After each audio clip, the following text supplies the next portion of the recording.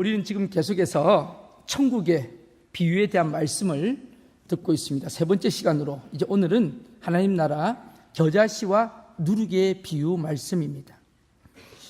본문의 이 말씀은 이 땅에서 하나님께서 다스리시는 하나님의 나라는 어떻게 확장되어 가고 있는지, 즉 천국의 성장과 확장의 진리를 우리에게 보여주고 있습니다.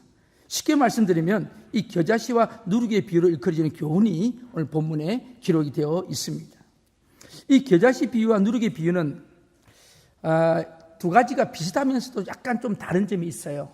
그래도 제가 같이 오늘 말씀을 나누는데 대조점이 뭐냐면, 이 겨자씨는 나무가 성장하는 과정이 들판에서 보입니다. 그렇죠? 보이잖아요. 나무가 자라는 것이 보입니다. 들판의 환경을 생각하면 됩니다.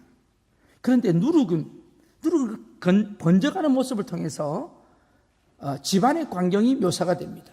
그래서 이 겨자씨 비유가 하나님 나라의 외부적인 발전, 바깥적인 상태라고 하면, 누룩의 비유는 하나님 나라의 내면적인 발전, 우리 심령의 변화를 이야기한다. 그렇게도 말씀을 받을 수가 있겠습니다.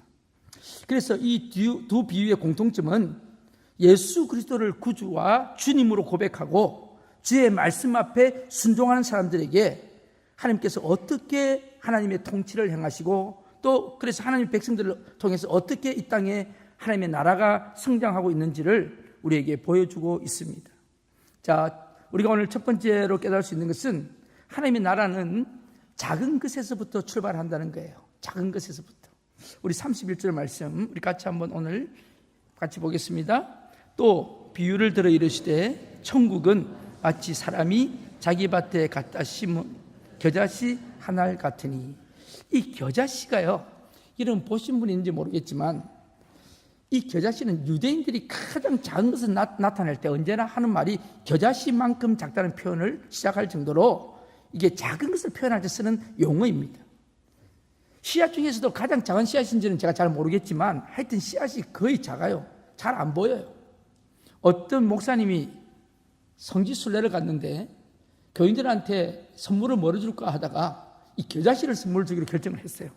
그래서 겨자씨를 사가지고 와가지고 10토리씩인가 10알씩인가 하여튼 종이에다 쌌어요. 종이에다가 싸서 다 교인들 나눠줬어. 근데 교인들이 집에 가서 보니까 아무것도 없어. 종이밖에 없어요. 열었더니 자기들은 아주 이렇게 좀 호기심으로 이렇게 기다리고 봤더니 아무것도 없어. 콧바람이 다 날아가 버린 거야. 그만큼 그 씨가 작은 씨앗이에요. 작은 씨앗. 이거 보려고 했는데 그냥 콧바람이 다 날아가 버리고 씨가 없어질 때 그만큼 작은 씨앗이 겨자씨 씨앗입니다. 예수님께서도 하신 말씀이 있죠. 만일 너희에게 겨자씨만한 믿음이 있으면 이 산을 명하여 옮기라 하여도 옮겨질 것이라고 말씀하셨어요. 여기서 겨자씨만한 믿음이라는 것은 작은 믿음을 말씀하고 있는 겁니다. 작은 것의 가치를 성경은 계속해서 말씀하고 있습니다. 이 세상은 자꾸 크다는 것을 강조합니다. 우리가 교회를 평가해도요, 교회가 많이 큰 교회를 대단한 교회로 생각하고 작은 교회는 우습게 합니다. 이것도 잘못된 겁니다. 어떤 분들은요, 직장이나 일도 연봉이 대단한 것이 물론 대단하죠. 그런데 어떤 일을 하느냐가 중요하지, 거기에 대해서 자꾸 이렇게 양으로 물질적으로 판단할 때가 참 많이 있습니다. 이 세상은 자꾸 그런 것에 관심이 있고 가치를 두니까 그런 모양이에요. 그러나 예수님은 작은 것을 소중하게 여기십니다. 생각나십니까? 지극히 작은 것에 충성된 자는 큰 것에도 충성되다는 주님의 말씀을, 과부의 동전 2입, 지금으로 말하면 한 10센트, 20센트밖에 안 되는 그 동전 2입, 아무것도 아닌 작은 것, 가장 작은 것, 그러나 이것을 통해서 한 여인의 주님을 향한 거룩한 헌신과 열정을 확신하셨던 주님의 모습을 우리는 기억합니다. 이름 모를 사람들에게 건네준 냉수 한 잔의 그 친절, 그러나 이것이 하나님이 얼마나 기뻐하시는 것임을 우리는 잘 압니다. 이것을 기억하시는 하나님의 말씀을 우리는 기억하고 있습니다. 하나님 나라는 작게 시작합니다. 예수님은 갈릴리 땅에서 12명의 제자를 불러 모으신 것으로 시작했습니다. 예수님 한 분으로 시작했고 12명의 제자로 시작했습니다. 그런데 이제는 2000년이 지난 지금은 예수님을 주로 고백하는 자의 숫자가 인구의 거의 3분의 1에 육박합니다. 전 세계 교회 숫자가 200만 개에 달하고 있습니다. 예수님 한 분으로 시작했지만 전 세계에 복음이 전거되지 않은 곳이 없을 정도로 편만하게 하나님의 나라는 성장하고 있습니다. 오늘 우리가 이렇게 예배 드리는 것도 얼마나 큰 역사입니까? 세계 선교를 사도 바울을 비롯한 몇 사람이 시작했습니다. 요즘 우리 새벽 예배 때 사도행전을 보고 있는데요. 그러나 지금은 전 세계에 20만 명이 넘는 선교사들이 있습니다. 주의 종들이 지금도 목숨 걸고 복음을 전하는 종들이 있습니다. 우리 안정 집사님도 이제 이번 주에 터키로 가십니다. 저는 참 가슴이 두근거립니다. 제가 꿈꾸는 교회가 이제 드디어 시작되는구나. 여러분, 하나님의 일은 작은 것 하나부터 시작됩니다. 미약하다고 여러분 우습게 바라보면 안 됩니다. 이렇게 미미하게 시작되지만 왕성하게 넘쳐납니다. 중요한 것은요, 큰 것인가 작은 것인가가 중요한 게 아니고 중요한 것은 그 안에 생명이 있는가 없는가가 중요한 줄로 믿습니다. 여러분, 겨자씨는요 왜 중요하냐면 그 안에 생명이 있기 때문에. 생명이. 얼마 전에 그 신문에 한번 났었죠. 2000년 전에 미라에서 씨앗이 발견이 됐어요. 씨앗이 새토리인가 네토리 발견됐대. 그래서 이걸 어떻게 할까 하다가 심어봤대요. 심었는데 그 중에서 한 알이 싹을 텄다는 거죠. 왜 싹이 텄을까요? 그 안에는 생명이 있었기 때문에. 여러분, 겨자씨가 나무를 이루는 것은, 그래서 몇천 배 몇만 배로 자라는 것은 바로 그 안에 생명의 씨앗이 있었기 때문인 줄로 압니다. 우리가 과일 같은 거 보세요. 수박 같은 거 보면 이렇게 막 수박이 썩어서 엉망인데도 그 씨는요 심으면 또 나요. 사과도 마찬가지잖아요. 사과 속에 있는 그 씨앗 속에 사과가 열리는 것처럼 오늘 우리 인간도 마찬가지잖아요. 우리 사람도 뭐 겉으로 볼 때 별별 없이 보일지 몰라도 예수 생명이 있는 사람에게는 그 생명 때문에 그 역사가 이루어져감을 우리는 확신합니다. 아무리 큰 물고기도 죽으면 작은 물결에 떠내려갑니다. 그런데 아무리 작은 물고기도 살아있는 물고기는 그 거친 강물을 거슬러 올라갑니다. 왜 그럴까요? 생명이 있기 때문입니다. 저는 오늘 이 아침에 여러분들에게 이 예수의 생명이 있기를 축복합니다. 스코틀랜드에서 있었던 일입니다. 어느 날 목사님 두 분이 이런저런 이야기를 합니다. 그런데 두 분 목사님 모두가 피곤한 목회 생활을 하면서 사람들 앞에 별로 주목을 받지 못했던 분들이었습니다. 한 목사님이 다른 분에게 단식하면서 이렇게 이야기합니다. 나는 지나간 3년 동안에 사역을 했는데 사실 진정한 의미에서 거듭난 성도는 한 사람밖에 얻지를 못했습니다. 3년 동안 열심히 했는데도 한 사람만이 거듭난 성도로, 그것도 청년 한 명을 건졌다, 이렇게 이야기합니다. 그는 그런 이야기를 하면서 로버트 마펫이라는 청년이 어떻게 3년의 사역을 통해서 예수님 앞으로 돌아오게 되었는가를 이야기를 했습니다. 그 이야기를 듣고 있던 또 다른 목사님이 말씀합니다. 그래요? 저도 사실은요, 최근에 우리 교회에서 큰 기대를 걸고 한 주간 부흥회를 했는데, 전도 집회를 했는데, 이 집회를 인도했는데 겨우 하나님 앞에 예수 믿겠다고 한 사람밖에 없어요. 그것도 애 하나가 돌아왔다고. 참 실망이 된다고. 그런 이야기들을 했어요.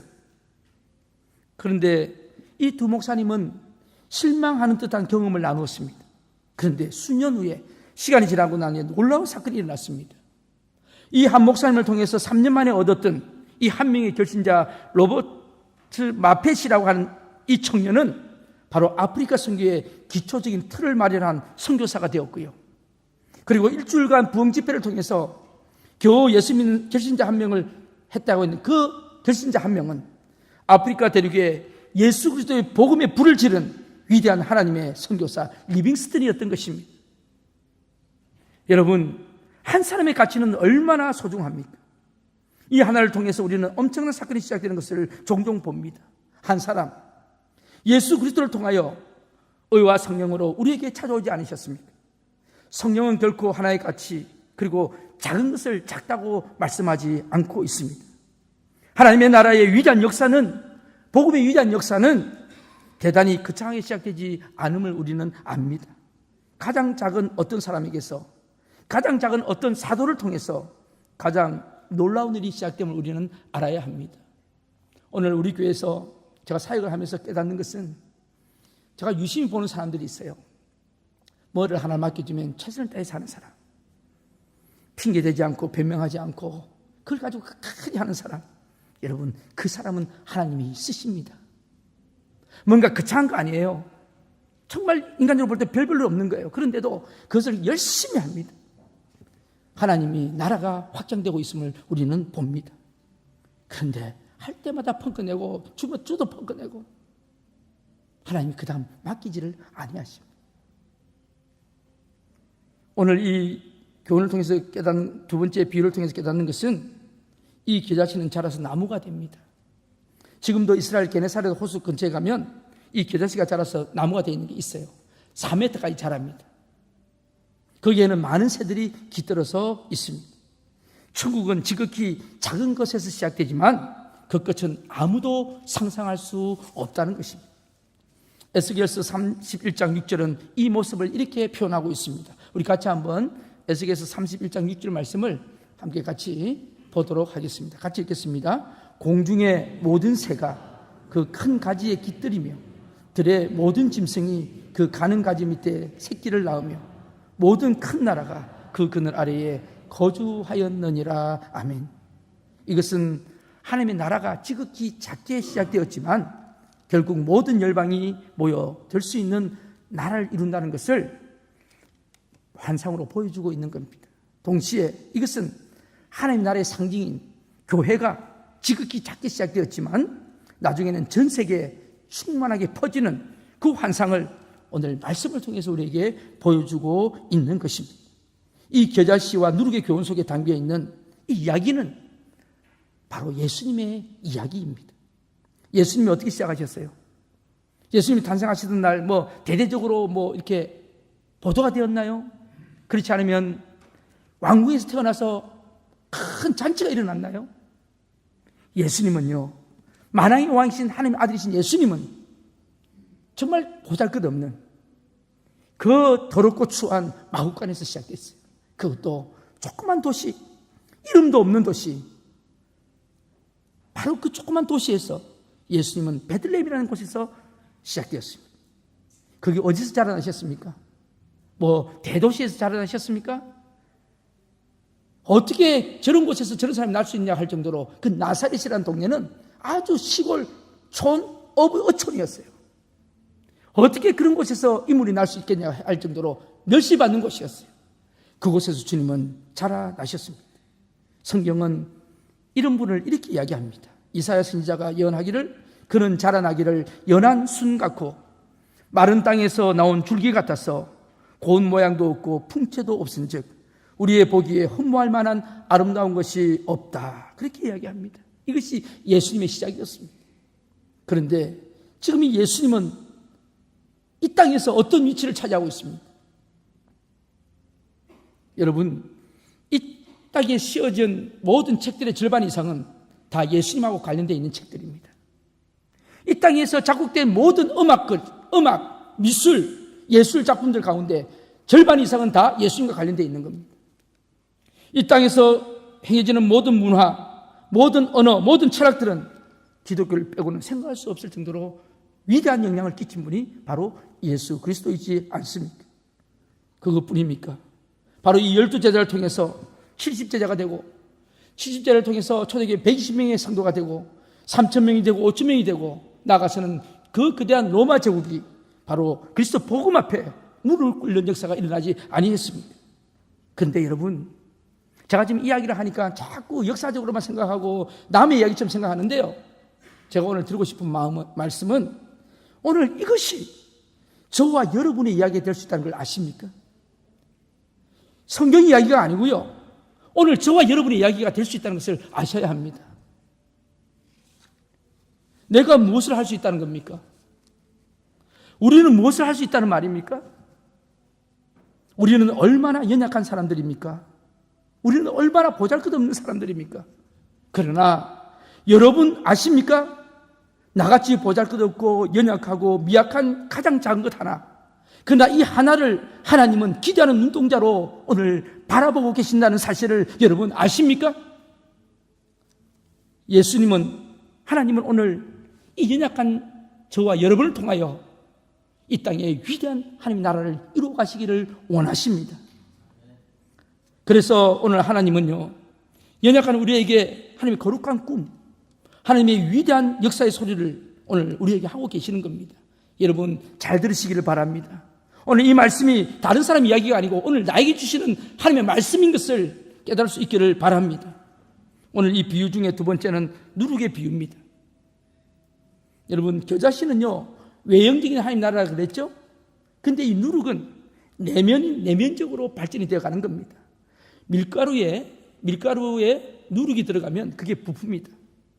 근데 속으로 어떻게 부품인지 우리는 잘 몰라요. 안 보여요. 그런데 우리가 아는 것은 변화가 생긴다는 것을 우리는 압니다. 그래서 이 누룩은 놀라운 발효의 힘을 가지고 있습니다. 그 자체를 키워나갑니다. 여러분 누룩이 밀가루를 변화시키듯이 오늘 우리 예수 믿는 사람도 우리 속에 변화가 일어날 뿐만 아니라 우리 주위에도 변화가 된다는 거예요. 우리 교회를 통해서 이 지역이 변화될 수 있다는 거예요. 이게 바로 하나님 나라의 진리라는 거예요. 오늘 이 말씀이 좀 잘 깨달아지기를 바랍니다. 누룩이 밀가루를 변화시켰다는 것은 무슨 말입니까? 이걸 우리가 잘 알아야 되거든요. 천국은 그 자체가 변화될 뿐만 아니라 예수 믿는 사람들을 통해서 그 천국의 영향력이 그 지역이나 그 집안이나 그 이웃들에게 흘러 넘쳐 나갈 수 있다는 사실을 우리에게 말씀하고 있는 겁니다. 예수님은 이걸 보고 성경은 전염병 같다고 이야기합니다. 누가복음 12장에 보면은요, 예수님께서 제자들에게 이런 말씀을 하셨어요. 바리새인들의 누룩, 곧 외식을 조심하라고 하셨어요. 이 바리새인들의 외식주의, 형식주의는 일반 사람들을 다 물들게 만드는 정도로 그렇게 힘이 있다는 거예요. 그때 주님은 누룩이라는 말을 쓰셨어요. 그리고 고린도전서 5장에서도 너희가 자랑하는 것이 옳지 않도다. 적은 누룩이 온 덩어리에 퍼지는 것을 알지 못하느냐. 이때도 이 누룩이 퍼지게 하는 힘이 있다는 거예요. 물론 부정적인 의미로 사용되었지만 누룩의 원뜻은 뭡니까? 순식간에 그게 퍼진다는 거예요. 그게 누룩의 성질이라는 거예요. 소량의 누룩이 밀가루 반죽을 순식간에 변화시키는 것처럼 바로 이 누룩의 능력, 바로 다시 말씀드리면 복음의 능력, 말씀의 능력은 우리 인간의 삶을 변화시킬 수 있다는 말씀인 줄로 압니다. 가이드 포스트지에 이런 기사가 있어요. 흉악법만 수용하는 교도소가 있었어요. 하여튼 사고가 끊질 날이 없어요. 그런데 어느 날 새 교도소장이 부임을 했습니다. 근데 그 교도소장 부인이 함께 여기를 방문을 했는데 그 교도관이 지도하는 그 흉악범 교도소 안에는 아무도 못 들어가요. 들어가면 사람이 다쳐요. 사고 나요. 그러니까 무서워서 아무도 못 들어갔어요. 근데 이 부인은요, 들어가는 거예요. 크리스찬이었는데 들어가서 아이들도 데리고 들어가요. 그래서 교도소 안에서 뭐 행사할 때 아이들도 같이 들어가서 구경도 하고 뭐 운동회를 하면은 응원도 하게 하고,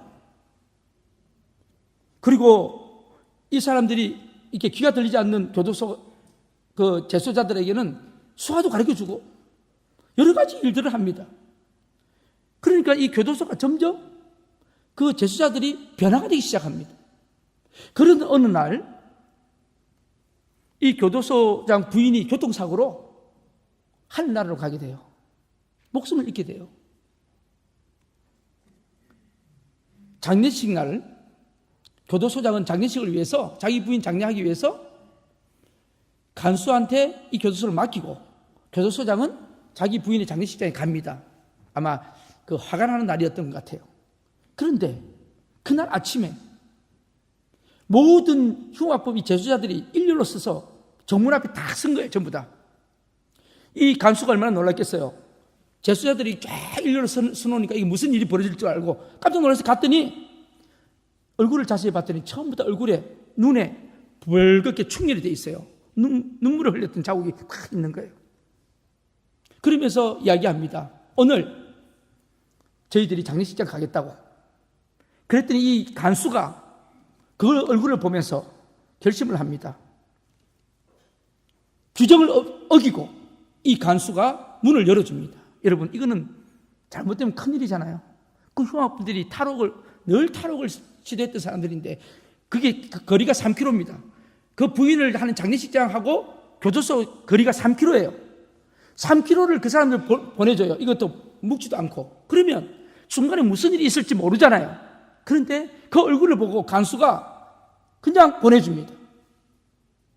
그 흉악분들이 일렬로 줄을 서서 제수복을 입고 그리고 그 장례식장으로 갑니다. 그리고 거기 가서 이 사람들이 같이 슬퍼하고 그 장례식 참여하고 난 뒤에 이제 끝나고 이제는 교도소로 돌아오게 됩니다. 근데 놀라운 것은요, 한 사람도 빠짐없이 그대로 다 돌아왔다는 거예요. 그대로. 여러분, 이 이야기가 뭐 돌아올 수 있지 할지 몰라도 그게 아니라는 거죠. 여러분, 이것이 선한 누룩의 영향력인 줄로 믿습니다. 저는 이 기사를 읽으면서 그렇구나. 이것이 바로 천국의 누룩이다. 고린도후서 5장 17절에 이런 말씀이 있습니다. 우리 같이 한번 읽어볼까요? 고린도후서 5장 17절입니다. 같이 읽겠습니다. 그런즉 누구든지 그리스도 안에 있으면 새로운 피조물이라. 이전 것은 지나갔으니 보라 새 것이 되었도다. 아멘. 예수 그리스도를 믿게 되면 먼저 우리는 성품이 변하게 됩니다. 우리의 못된 성품이 사탄에 억압되어 있던 성질들이 변하기 시작합니다. 예수를 믿으면 이것이 변합니다. 뿐만 아니라 가치관의 변화가 일어납니다. 사물을 보는 시각이 달라집니다. 돈을 보는 시각이 달라집니다. 성공을 보는 시각이 달라집니다. 또한 성과 악에 대한 기준이 달라집니다. 이제 새롭게 태어났습니다. 세속적인 가치관을 떠나서 성경의 가치관을 갖기 시작합니다. 예수님의 마음을 갖기 시작합니다. 천국을 진정으로 소유한 사람들은 자기가 하나님의 자녀가 되어서 구원을 소유하고 천국의 삶을 누릴 수 있을 뿐만 아니라 이웃들에게도 그 삶에 영향력이 있어지게 되는 것입니다. 그리스도인은 세상의 빛과 소금입니다. 우리는 그리스도 안에서 풍성한 삶을 누릴 때 그 영향이 밖으로 나가는 것을 볼 수가 있습니다. 다시 말씀드리면 내가 예수를 믿은 지 10년 됐다, 20년 됐다 그런 이야기 하지 마시고 정말 내 삶에 영향이 있는지, 만약에 없으면 이름만 있는 그리스도인이 될 수도 있다는 것을 우리는 분명히 알아야 합니다. 그런데 이렇게 작은 누룩이 밀가루 반죽 전체를 변화시키고 부풀게 하는 그 원동력이 뭘까요? 누룩에 번식하는 그 능력입니다. 근데 이 누룩의 능력이 뭘까요? 저는 이것이 말씀의 능력이요 복음의 능력이라 말씀드리고 싶습니다. 변화시키는 것은 우리가 아닙니다. 여러분 착각하지 마세요. 어떤 분들은요 교회를 다니시면서 그렇게 내가 바꿔야 된다, 내가 바꿔야 된다. 아니에요. 우리 기독교와 일반 종교가 다른 게 뭔지 아십니까? 오늘 그걸 여러분 잘 구분하셔야 돼요. 일반 세상 종교들은요 모든 것을 깨달아야 되고 내가 깨달아야 되고 내가 해탈해야 돼요. 그리고 내가 노력해야 돼요. 철저히 나로부터 시작돼요. 나로부터. 그래서 도를 닦습니다. 나의 정욕을 제어해야 되고 내 욕심을 제어해야 되고 그러면서 다 깨달아야 된다고 하면서 나가는 것이 일반 종교들이 추구하는 것입니다. 그런데요 그렇게 해서 인간이 바뀔 확률이 많지가 않습니다. 그런데 기독교는 뭡니까? 우리는 우리가 바꾸는 게 아닙니다. 하나님의 나라는 이 겨자씨는 생명은 하나님 우리에게 심어주시게 되는 것입니다. 그런데 이 씨가 자라면서 하나님의 성령께서 우리를 변화시켜 나가시는 것입니다. 이것이 세상 종교와 다르다는 것을 알아야 됩니다. 여러분 하늘의 거룩한 씨앗을 우리에게 심겨주셨어요. 오늘도 지금 하나님께서 거룩한 씨앗을 심겨주고 계십니다. 그러므로 하나님에 의해서 우리는 옛사람이 변화되고 온전히 새로운 사람이 되게 하시는 것입니다. 그러므로 누룩의 능력은 바로 복음의 능력이 되는 것입니다. 저는 우리 교회가 양적으로 성장되기를 기대합니다. 양적으로 성장돼야 돼요. 그래야지 하나님 일을 할 수 있는 게 있어요. 그런데 어떤 프로그램을 할 것인가 그것도 고민해야 됩니다. 앞으로 그런 프로그램도 할 거예요. 그래서 제가 여러 가지로 아기를 가진 엄마들이 너무 스트레스 받고 힘들어서 제가 기도하기는 하나님 저 엄마들을 위로할 수 있는 프로그램이 있기를 바랍니다. 그래서 제가 이 마더와이즈 프로그램 좀 하려고 했는데 할 사람이 있어야죠. 그리고 여러 가지 또 앞으로 기독교 교육 아이들 저 어린 아이들에게 어떻게 하면 좀 그걸 심어줄 수 있을까 했는데 사람이 있어야죠. 그렇게 기도하는 가운데 여러 가지 프로그램들이 나왔어요. 이번에 오스카 프로그램도 그 중에 하나입니다. 그런데 여러분, 지금도 이 오스카 프로그램을 좋게 만들기 위해서 지금 모여서 기도하며 끙끙거리고 있습니다. 저도 새벽마다 기도하고 있고요. 그런데 저는 그것도 중요하지만 더 중요한 게 있습니다. 그것보다 더 중요한 게 있습니다. 그게 뭘까요? 저는요, 우리 성도들의 마음속에, 오늘 예배드린 저와 여러분 마음속에 이 복음의 능력으로, 말씀의 능력으로, 성령의 능력으로 어떤 일이 벌어지고 있느냐는 거예요. 어떤 일이. 지금 여러분 마음속에 어떤 일이 벌어지고 있습니까? 아무 생각 없으십니까? 사도 바울은 이렇게 말합니다. 내 속에서 착한 일을 시작하신 이가, 내 속에 착한 일을 시작하신 이가. 지금 그분이 여러분 마음속에 어떤 역사를 하고 계십니까? 다시 묻습니다. 바울은 이렇게 말합니다. 너희 안에서 행하시는 분은 하나님이시니, 하나님이 여러분 안에서 행하고 계십니까? 어떤 일을 행하고 계십니까? 최근에 그분은 여러분 삶의 내부에서 어떤 모습으로 역사하고 계십니까? 여러분의 속사람은 어떻게 변화되고 있습니까? 하나님의 나라는 소리 없이 지금 번져가고 있습니다. 하나님의 말씀을 복종하고 순종하는 사람들의 생애를 통해서, 주의 말씀에 순종하는 교회를 통해서 하나님의 통치는, 하나님의 영광스러운 지배는 이 땅에서 계속 자라나고 있는 줄로 저는 확신합니다. 하나님은 하나님의 나라를 늘리는 그 일을 인간적인 방법으로 하지는 아니하십니다. 여러분 보세요. 인간적인 방법으로 하는 데는 다 문제가 생깁니다. 그분은 성령의 능력으로 행하십니다. 보이지 않는 성령님. 그러나 그분은 지금도 일하고 계십니다. 누룩이 발효하듯 성령님께서는 오늘 하나님의 백성들의 마음속에서 그 놀라운 일을 지금도 행하고 계십니다. 이 성령님의 능력이 오늘 저와 여러분의 삶의 장에서 어떻게 역사하고 계십니까? 제가 이걸 묻고 있는 거예요. 이 결과는 어떻게 나타나죠? 오늘 이 성령의 능력이, 이 성령님의 놀라운 역사가 오늘 우리 교회를 통해서는 어떻게 나타나고 있느냐 이 말이에요. 자, 그 결과를 한번 보십시다. 32절입니다. 우리 32절 말씀 같이 읽겠습니다. 이는 모든 씨보다 작은 것이로되 자란 후에는 풀보다 커서 나무가 되매 공중의 새들이 와서 그 가지에 깃들이느니라. 아멘. 여러분 상상해 보세요. 겨자씨 하나가 자라서 커다란 나무가 됩니다. 나무가 그늘을 칩니다. 푸른 나무 가지가 흘러나옵니다. 아름다운 수목이 생깁니다. 그리고 거기에 새들이 날아옵니다. 그리고 아름다운 노래를 부르기 시작합니다. 거기에 새들이 쉼을 얻습니다. 저는 제 방 뒤에 무화과 나무가 하나 있어요. 저 무화과 나무 열매가 맺을 때마다 많은 새들이 와요. 새들이 와서 그걸 쪼아 먹어요. 제가 그 쪼아 먹는 모습을 보면서요, 어느 날인가 제가 그런 걱정한 적이 있거든요. 나 뭐 먹고 살아야 되지 할 때가 있었거든요. 야, 이거 갖고 먹고 살겠나 할 때가 있었거든요. 그런데 제가 그 새들을 보면서 제가 은혜를 받았어요. 새도 먹이신 하나님. 저 새들이 저거 아니거든요. 근데 와서 마음껏 먹고 가더라고. 제가 그거 보면서 아름다운 백합화를 키우시는 하나님, 새들을 먹이시는 하나님, 하물며 너희들 내가 먹고 내가 너희들을 살리지 아니하겠느냐. 하나님의 말씀입니다. 두려워하지 말라. 내가 너를 붙잡고 있다고 말씀하지 아니하십니까? 오늘 여러분 이 안식, 이 놀라운 축복이 오늘 우리에게 있습니까? 오늘 이 나무의 새들이 날아들고 있습니까? 피곤한 새들이 날아오고 있습니까? 그들이 이 쉼을 얻고 있습니까? 예수님께서 주신 이 삶의 축복, 이 아름다운 축복이 우리 속에 있습니까? 안식의 주님을 모셨더니 주시는 내 마음에 안식이 생겼습니다. 저 사람을 만나면 내 마음 평안해집니다. 같이 쉴 수가 있습니다. 피곤한 이웃들을 만날 때 그들에게 하나님의 말씀을 제공하고 주의 사랑을 베풀면서 주의 거룩한 능력을 소개하면서 예수 안에서 우리가 누릴 수 있는 그 평안과 안식을 소개하는 삶이 왕이신 주님께서 통치하시는 놀라운 나무의 열매가 오늘 저와 여러분과 우리 교회에 있냐 이 말씀이죠. 제가 오늘 이 말씀을 준비하면서 강하게 도전오는 하나님의 말씀이었어요. 주님께서는 우리를 축복하시기를 원하십니다. 아멘 소리 들으니까 제 가슴이 들컥합니다. 다시 한번 묻겠습니다. 주님께서 우리를 축복하기를 원하십니다. 하나님은 우리를 축복하십니다. 그리고 우리도 축복받기를 원합니다. 그래도 소리가 별로 크지가 않네요.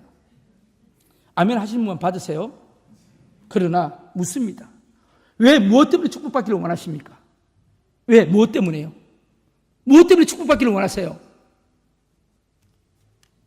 다시 설명해 드릴까요? 그럼 복 받고 나면 어떻게 하겠다는 거예요? 어떻게 하시겠다는 거예요? 복 받고 나면. 우리가 복 받기를 소원할 오직 하나의 타당한 이유가 있어야 합니다. 그것은 내가 받은 복을 다른 사람들에게 나눠주기 위함이라는 것이 있어야 합니다. 그 이유 때문에 주님께서 우리를 축복하십니다. 주님께서 내게 건강 주신 이유가 뭡니까?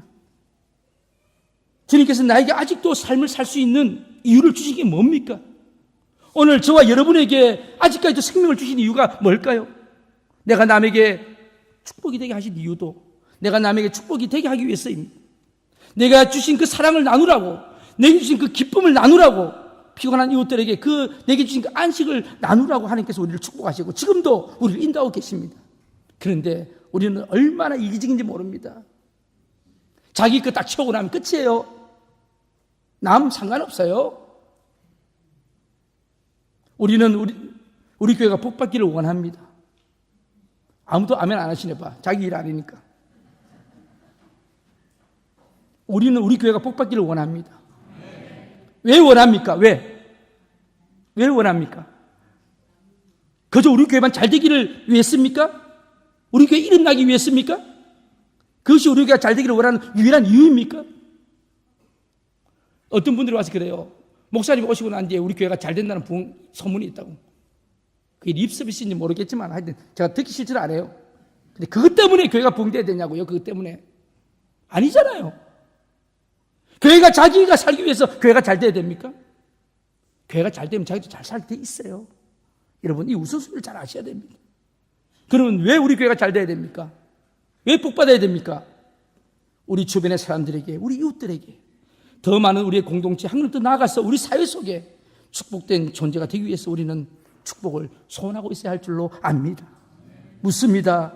내 인생의 나무에는 어떤 열매가 맺어지고 있습니까? 오늘 여러분에게 도전적으로 마지막 묻는 질문입니다. 내 인생의 나무는 어떤 열매가 맺어지고 있습니까? 내 인생의 나무는 얼마나 울창한 안식의 그늘을 만들어가고 있습니까? 여러분, 지금까지 인생을 잘 살았나, 얼마나 잘 살아왔는가, 얼마나 복되게 살아왔는가, 얼마나 성공적인가 하는 것은 여러분 이제 잘 들으셔야 돼요. 여러분이 이 땅에서 무슨 일을 했는가 하는 과거의 명함이나 경력이 증명하지 않습니다. 지금 여러분들이 자랑할 수 있는 삶의 내용이 없는 사람은, 지금 우리가 자랑할 수 있는 삶의 내용이 없는 사람은 맨날 왕년 이야기만 해요. 왕년에. 여러분 들어보셨어요? 왕년에. 그래서 여러분 자세히 들어보세요. 옛날에 얘기 많이 하시는 분 지금 별로 없는 사람들입니다. 그래서 옛날에 이야기 하는 거예요. 여러분 애들하고 이야기해 보세요. 애들이 내 5살 때 이런 이야기 하는 애 봤어요? 기억도 못해요. 그럼 무슨 이야기 하죠? 애들은 나는 크면 나는 뭐 할 거야. 청소년들만 만나도 벌써 달라요. 우리 뭐하고 놀지, 벌써 뭐하고 놀지 미래로 갑니다. 그런데 어른들을 만나면 옛날에 이야기하면 옛날에, 왕년에. 조금 생각을 바꿔야 되지 않겠는가? 지금 여러분의 삶은 어떤 삶을 살고 있습니까? 내가 왕년에 그것은 중요한 것이 아닙니다. 지금 여러분의 삶은 지금 여러분의 이웃들에게 어떤 존재로 되고 살고 있냐고요? 아니, 가깝게 가서 지금 여러분 남편에게, 지금 여러분 아내에게 축복된 존재입니까? 한번 체크해 보세요. 지금 내가 내 남편에게, 내 아내에게 내가 축복된 존재로 살고 있는지, 안 그러면 지금 피곤한 존재인지,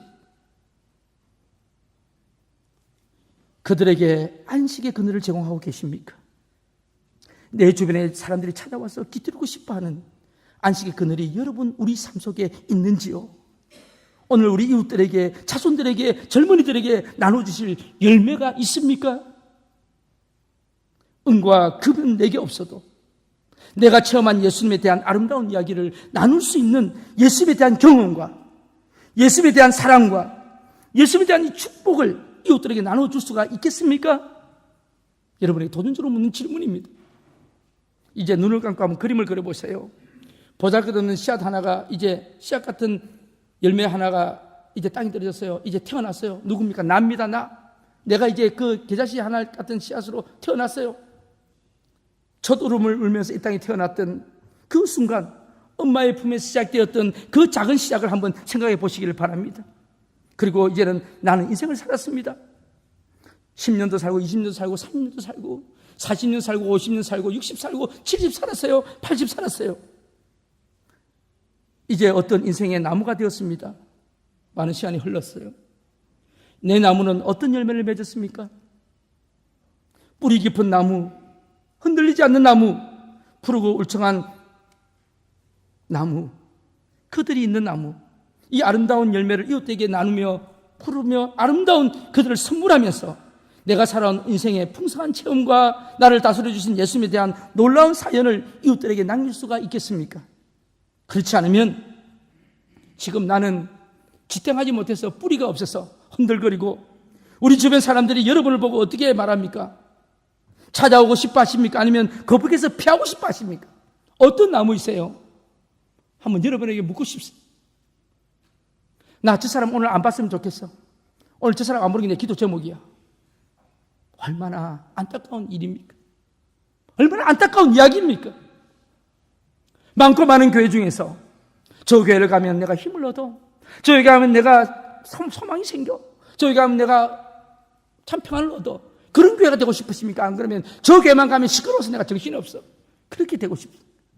저 송교회 들어가면 내가 정말 좋아, 기분이 좋아, 내가 오늘 너무 힘이 없고 내가 안타까웠는데 우리 성교 회원들 만나고 나니까, 서로 기도하고 나니까, 내가 이 교구 와서 교구장 만나고 나니까, 교구 인도자 만나고 나니까 너무너무 좋아, 기도해 주시고 사랑이 있었어. 오늘 교구에 들어오고 나니까 마음 뒤숭숭해요. 쓸데없는 이야기들 하고 있고. 하나님이 어떤 것을 기뻐하시겠습니까? 저는 오늘 이 말씀을 준비하면서 나 저보고 하는 이야기, 저보고 우리가 어떻게 살아야 할 것인가. 정말 이 겨자씨 비유와 누룩 비유는 남의 이야기가 아니다. 바로 저와 여러분의 이야기다 하는 거예요. 우리의 이야기라는 거예요. 이것이 오늘 우리가 인생을 어떻게 살아왔는지 점검할 수 있는 가장 구체적인 방법입니다. 하나님이 내 마음속에서 어떻게 하나님 나라를 이루셨는지, 오늘 우리 이웃들에게 일할 수 있는, 이렇게 말할 수 있는 그런 삶을 살아야 할 줄로 믿습니다. 오늘 이것이 우리에게 주시는 주님의 말씀입니다. 기도하시겠습니다.